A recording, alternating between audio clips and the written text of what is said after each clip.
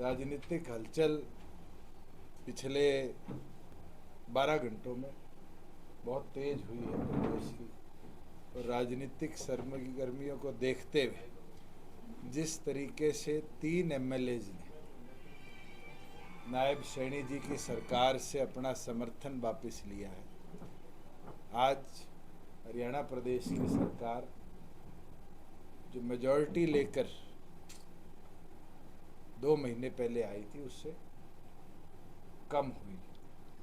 नैतिकता के आधार पर मुख्यमंत्री को या तो अपना बहुमत पेश करना चाहिए या इस्तीफा देना चाहिए।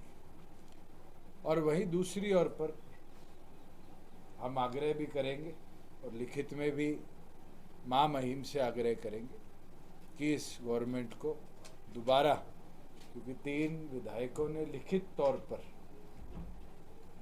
अपना इस्तीफा राज्यपाल को भेजा है, राज्यपाल भी सरकार को मेजॉरिटी प्रूव करने की डायरेक्शन दे। क्योंकि आज 2 विधायकों ने विधानसभा की मेंबरशिप से इस्तीफा दिया।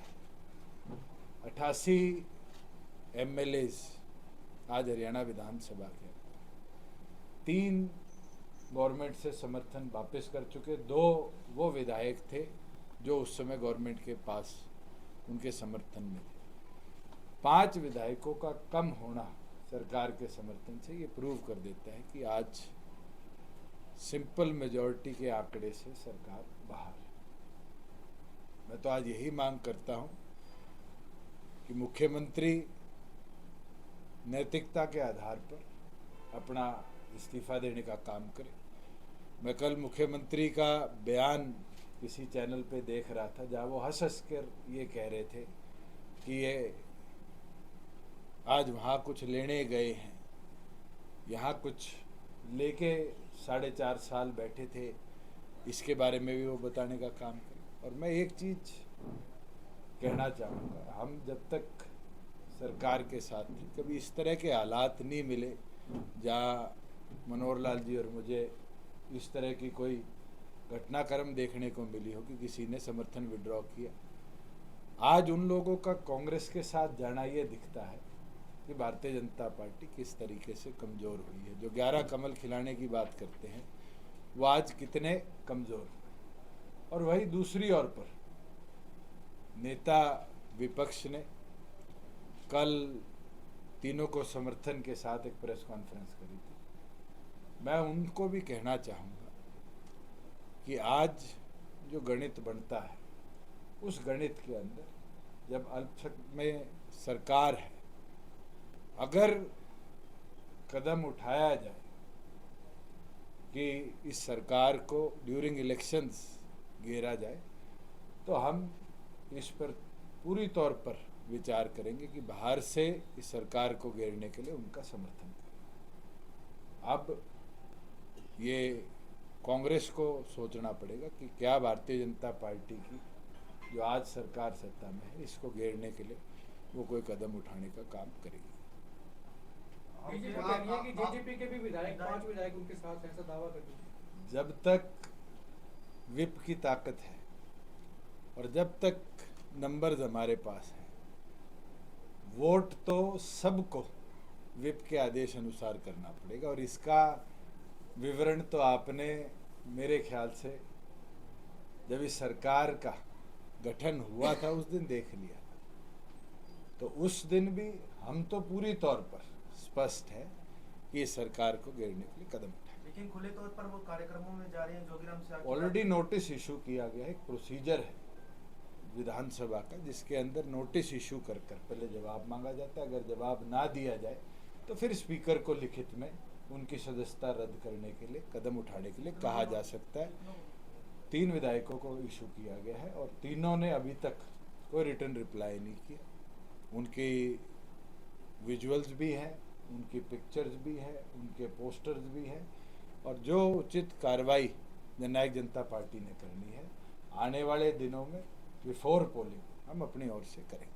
ऐसा कोई अंदेशा है कि कोई डिफेक्शन हो सकता है, करवा सकती है बीजेपी आपकी पार्टी? अगर कोई इस्तीफा देता है तो उसके ऊपर है। पार्टी विरोधी गतिविधि का रिकॉर्ड आज हमारे पास है। और पार्टी विरोधी गतिविधि के अंदर जिसने भाग लिया है उसके विरुद्ध एक कानून है और उस कानून के तहत हम जल्दी स्पीकर को भी मिलेंगे और उनसे आग्रह करेंगे कि इनके खिलाफ कार्रवाई। कौन कौन से विधायक हैं ये? आप वो हम पे छोड़ दो। अच्छा, बीजेपी ये कह रही है कि जिस 6 तरह से महीने बीजेपी का कल्चर है वो प्रोसेस में ही आपको लगता नहीं 6 महीने निकाल देगी? इसके अंदर प्रोसेस में हमारे पास हाई कोर्ट का भी रास्ता है और हाई कोर्ट और सुप्रीम कोर्ट ने निरंतर डायरेक्शंस दिए हैं, चाहे हिमाचल का केस हो चाहे महाराष्ट्र का केस हो, कि टाइम बाउंड मैनर के अंदर लेजिस्लेटिव बिजनेस को पूरा करने के कार्य को विधानसभा को करना। बीजेपी कह रही है सर कि मार्च में अविश्वास प्रस्ताव लाए थे जो गिर गया था, तो 6 महीने में आने अविश्वास प्रस्ताव भारतीय जनता पार्टी की पिछली सरकार के विरुद्ध था। नई सरकार बनी, वो अविश्वास प्रस्ताव उस सरकार के साथ साथ ही समाप्त हो गए। नई सरकार आज के दिन गठित हुई है, उसके विरुद्ध अविश्वास प्रस्ताव लाया जा सकता। पिछली बार फ्लोर टेस्ट हुआ तो आपने बाहर रह के और बीजेपी का उस समर्थन दिन कर दिया। एक रैली जननायक जनता पार्टी की थी, हमने समर्थन किसी का नहीं किया। मैं आज ऑन रिकॉर्ड कह देता हूँ कि अगर अब फ्लोर टेस्ट होगा तो हमारे प्रत्येक विधायक पार्टी के आदेश पर विप के साथ सरकार को घेरने के लिए वोट देंगे। आपने कहा कि जब तक आप लोग साथ थे तो ऐसी कोई स्थिति नहीं बनी है, नेतृत्व परिवर्तन होने के बाद ऐसी स्थिति बनी, तो क्या जो बीजेपी ने नेतृत्व परिवर्तन किया वो संभालने वो फेलियर है। मैं तो एक दिन नहीं बारी बारी कहता हूँ। जब नया मुख्यमंत्री पहली कैबिनेट के बाद कहता है कि 94 दिन का प्लान बना है, तो इसका मतलब तो उनने पहले मन बना रखा है कि वो 94 दिन के मुख्यमंत्री हैं। और ये तो ऑन रिकॉर्ड है, चंडीगढ़ की किसी आपके बीट के साथी से निकाल लीजिए कि फर्स्ट फुल कैबिनेट मीटिंग के बाद आकर नए मुख्यमंत्री का बयान था कि हम तो 94 दिन का प्लान लेकर आए। और उस दिन ये साबित हो गया था कि कितने कमज़ोर शासक वो रहेंगे और कितने कमज़ोर नेतृत्व के साथ प्रदेश चलेंगे। और आज भी मैं आपको बता सकता हूँ कि निरंतर फील्ड का दौरा हम कर रहे हैं। मंडियों में जिस तरीके से आज के दिन गेहूं पड़ा है, सरसों पड़ा है, 22 दिन से ऊपर हो गए जहाँ सरसों की पेमेंट नहीं हुई, 17 दिन से ऊपर हो गए जहाँ गेहूं की पेमेंट नहीं हुई। ये दिखाता है कि किसान विरोध में कितना इनने काम किया है, कमज़ोर करने का जो प्रयास किया है। और मॉनिटरिंग का फेलियर है। सिस्टम तो ऑटोमेटेड हमने बनाया था, 4 साल क्यों नहीं दिक्कत आई जब पेमेंट 48 घंटे में दी गई? 4 साल क्यों नहीं दिक्कत आई कि उठान टाइम बाउंड मैनर में किया गया? आज भी उचाना में 10 लाख बैग्स गेहूं के पड़े हैं। तो ये फेलियर दिखता है कि मॉनिटरिंग नहीं है और मॉनिटरिंग ना होने की वजह से इस तरह की दिक्कत फार्मर्स को आ रही है। कल के घटनाक्रम से लोकसभा चुनाव पे कितना असर देखते हैं? कि बहुत असर है और जनता का मूड भी बदला है। और मैं तो फिर दोबारा कहूँगा कि जो गर्मी में पारी है, चाबी की बारी है। और जिस तरीके से श्रीमती नैना चौटाला जी के नामांकन में हिसार की जनता ने जोश दिखाया है, ये दिखाता है कि हिसार दोबारा हरियाणा की आवाज़ को चुनेगा और हरियाणा की आवाज़ को पार्लियामेंट में जगह देगा। और इस राष्ट्रीय सोच को जो बारी बारी लाया जाता है, जो हरियाणा की आवाज़ को दबा देती है, गूंगे बहरे सांसद पार्लियामेंट में भेजती है, कहीं ना कहीं उनको जवाब देने का समय आ चुका है। नायब सिंह सैनी ने सिरसा में कहा है कि सरकार अलग मत में बेशक है लेकिन कोई तरह की कोई दिक्कत नहीं है। चलो मुख्यमंत्री ये तो मान गए कि आज वो कमजोर हो चुके, और ये कमजोरी मानने वाला मुख्यमंत्री मुझे लगता है नैतिक आधार पर प्रदेश का नेतृत्व करने लायक नहीं है। कल बीजेपी के प्रवक्ता कह रहे थे मोदी साहब आएंगे तो लहर आएगी हरियाणा में। 400 की बात करते थे, पिछले 12-13 दिनों से तो छोड़ गए, वो लहर कहाँ गई? आज तो मंगलसूत्र की बात होती, और वो दोनों लोग मंगलसूत्र की बात कर रहे हैं जिनके शायद घर में भी सदस्य ना हो जो मंगलसूत्र पहनता।